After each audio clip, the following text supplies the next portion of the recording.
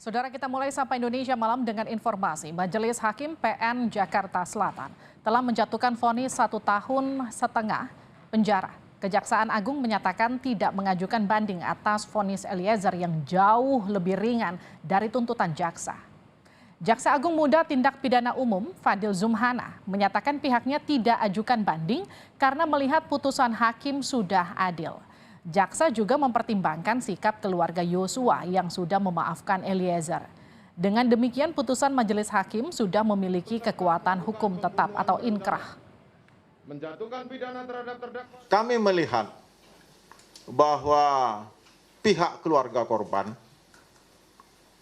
korban ini ibu Yosua dan bapak Yosua dan kerabatnya.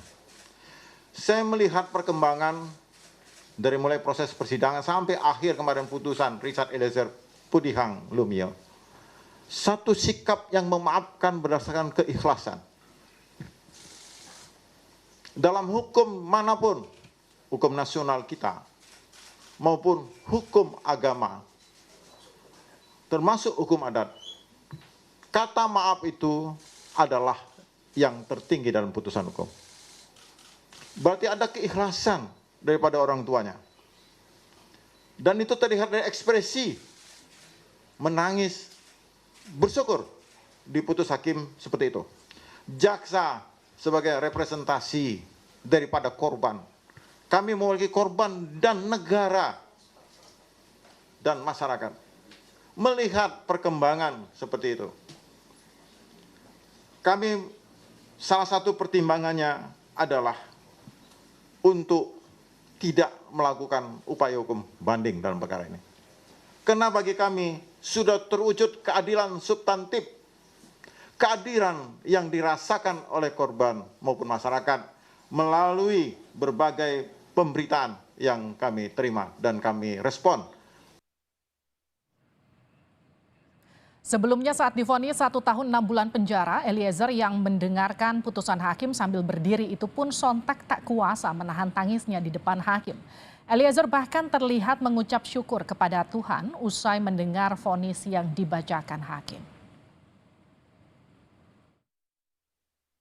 Hal-hal yang memberatkan hubungan yang akrab dengan korban tidak dihargai terdakwa, sehingga akhirnya korban Yosua meninggal dunia.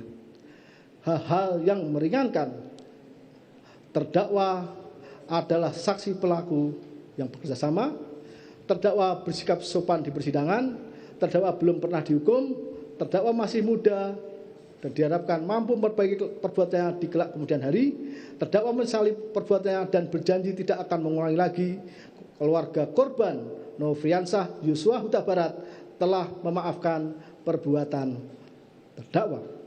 Menimbang bahwa dengan terbuktinya terdakwa bersalah melakukan tindak pidana, maka kepadanya dibebani pula membayar biaya perkara. Mengingat pasal 340 KUH pidana, junto pasal 55 ayat 1 ke 1 KUH pidana, pasal 5 ayat 1 Undang-Undang Nomor 48 Tahun 2009 tentang kekuasaan kehakiman, pasal 10A Undang-Undang Nomor 31 Tahun 2014 tentang perubahan Undang-Undang Nomor 13 Tahun 2006 tentang perlindungan saksi dan korban, serta ketentuan lain dari perundang-undangan yang bersangkutan, serta kitab undang-undang hukum acara pidana. Silakan berdiri.